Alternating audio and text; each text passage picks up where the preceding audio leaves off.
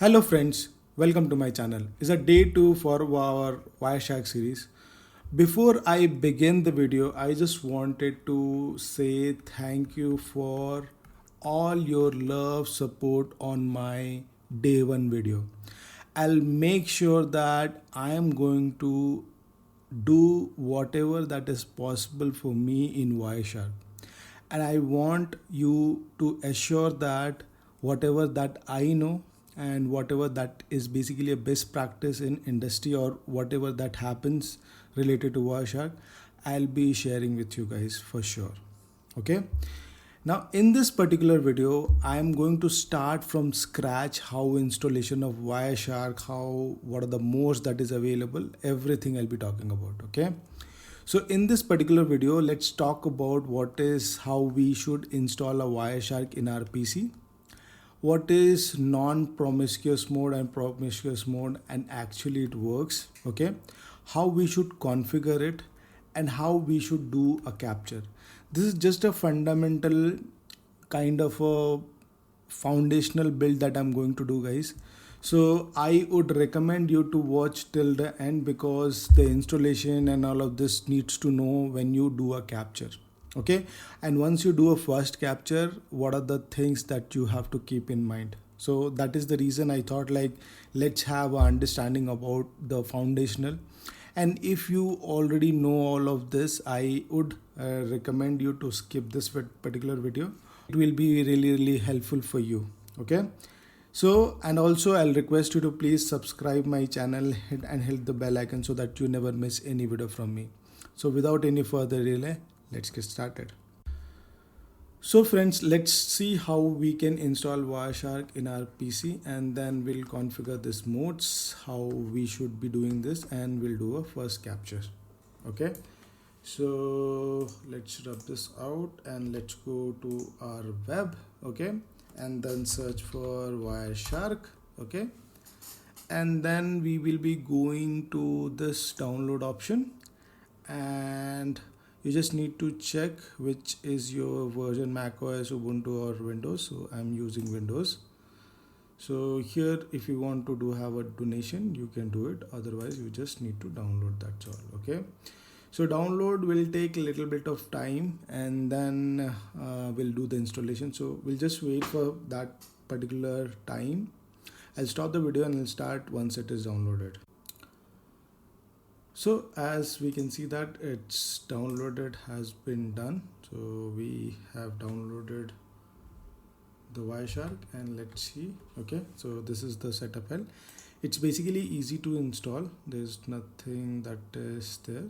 There's just a licensing part and that's all. Okay, now we have something called as certification for Wireshark. We'll talk about in another series, not in this particular series. Okay. And then we have Wireshark and whatever the component, we'll talk about this thing further. And then we are going to create a shortcut and these are the traces of the extension of the file for Wireshark which can be opened. And then this is the size of my hard disk and this is what the installation. Now this is very important, guys. Please remember that we need to install this as well. Don't think that it is basically an extra thing. No, it is very much needed because we need to capture the data. So that is the reason this is very much required. Okay, so let's do that installation as well. Now if you want to do a USB cap, it is not that mandatory to do it right now. Let's do that. So I have not selected it. So it takes a little bit of time to install and meanwhile it also comes to install the NCAP as well. So NP caps basically. So that particular helps us to capture the data which is basically coming towards the PC. Like let's say for an example, if this is our PC. Okay. Now whatever the data which is going out or whatever the data which is coming in, it basically goes and do a capture with the help of NP caps. Okay. So this is very much needed. Let's do that installation as well. We don't need to select just a default installation, that's all. if you want to go and see the details of it, it basically installed the installation process. This is okay, it's completed, finish, and it will not take much of time to install.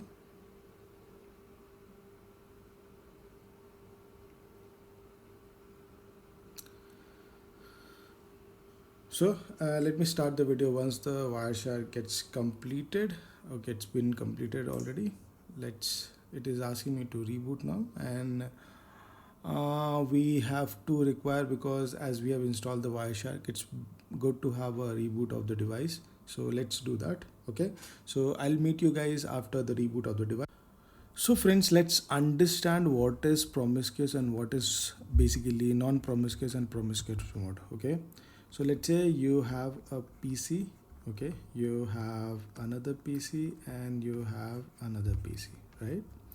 Now let's say this is a switch network, and this is, just understand, this is a switch environment, and I am running Wireshark application here. Okay, now let's say if this PC and PC2 and PC3, okay, now if PC1 is talking to PC2, so it will be going, the traffic will be going through this, right? Now in non-promiscuous mode, it does not capture the traffic. Basically the traffic will, if it comes for some reason as well, it will not capture the traffic. So the traffic which is non-destined to this particular PC, it will not capture it in case of non-promiscuous. Okay, so to make you understand that if it is unwanted traffic, in that particular case it will not take the capture of the traffic. But in case of promiscuous, no matter the traffic is destined to this or destined to this or destined to anyone, like whatever the traffic which comes here, it will capture it.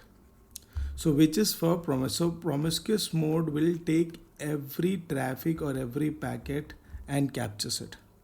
But for this one, it not. Okay, I will show you how we can configure promiscuous mode and when we should not configure, or how we should not be configuring non-promiscuous mode. Okay, during the promiscuous time, what happens is we also capture some of the traffic which is actually unwanted, that will be basically beneficial for the security audit purpose, like what kind of traffic that is flowing inside the network or something, right? So during that time, a promiscuous mode is good, and for security purpose, but troubleshooting purpose, promiscuous mode is fine. Even when sometime promiscuous mode helps us into troubleshooting as well.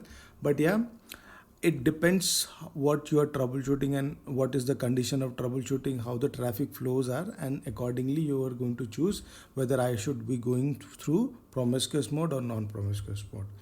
By default, it does the promiscuous mode, but if you want to remove it, you can do that as well. Okay. So friends, let's see how we can configure non-promiscuous and promiscuous mode into Wireshark. Okay. So let's rub this out and let's open Wireshark here. Okay, so this is the Wireshark that you can see. Okay, now let's go to capture and let's go to option. Okay, now you have so many interface that you can see, right?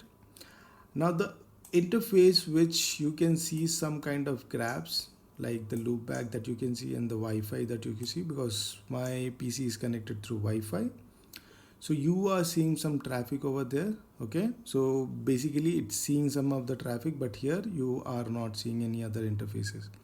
So we are not basically care about those interfaces. Now if you go and see little further, you have this blue color tick mark, right? Now if I little bit scroll this side, you will be seeing the promiscuous mode is on. If I turn this off, the promiscuous mode is turned off. So as I said, promiscuous mode will be by default turned on for troubleshooting purpose. Some of the time it is needed. So for that specific reason, okay, I was doing for that, but the actual interface is this one, right? To make you understand, if you turn this off, what happens is non-promiscuous mode, turn on promiscuous mode, right? I'll just close it for now. Okay, so whatever the default behavior, and then you are seeing, as I was telling, that you are seeing some of the graphs. So you see some of the traffic over here, right? And now if you do a start capture, if you do a right click, you will see a start capture and hide interface. So I don't want to hide the interface, otherwise it will not be visible over here. Okay, once I do the start capture, okay, it'll start capturing all the traffic, right? So let's try to generate some of the traffic here. Let's go to Google. Let's type google.com, google.com. So, and if I see here, I'll just stop the capture, okay? And if I start seeing it, you can see some of the traffic over here.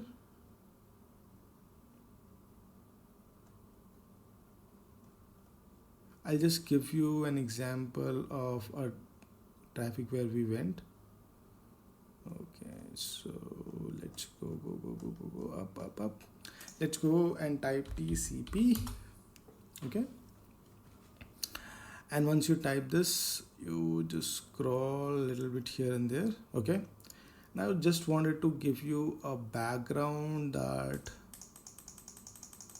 you see here. Okay, now once you see the straight line without any cut, you see the cuts over here. Okay, now this is the same session, but when you see this cut over here and over here, this is basically different session altogether. This is not part of the session. This is same, but this is different, right? So by seeing this particular information, you can understand this particular point. So just wanted to show you that. Okay, now let's search for something which is basically Google. So this is what the Google that I just went on it. Okay, so I done a query. You can see a query which is, I just wanted to know what is the google.com IP address. Okay, so this is how the DNS traffic look like, and I have got a response saying that in the answers you are seeing that these are the IP address of the Google. So I have asked this question to DNS server. Okay, now what is the DNS server IP address? You can see, you are seeing some of the IPv6 address, and I have got a response from that particular. If you see the source and destinations, like it's been initiated from here to here, and we have got the response. And in the response, okay, sorry, it is the response that you can see here. This was the query, sorry, and this was the response, right? So in the response, you are going to see the IP address. Okay, so this is just a small capture which I have done it over here. Now we are going to see lot more things coming up in this particular series.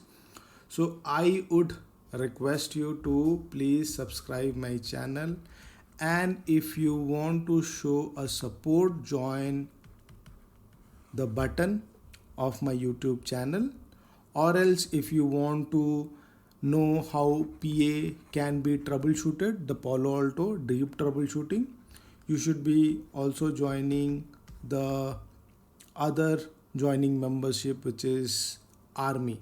Okay, then you will be able to access those videos as well. So this is what needs to be covered today.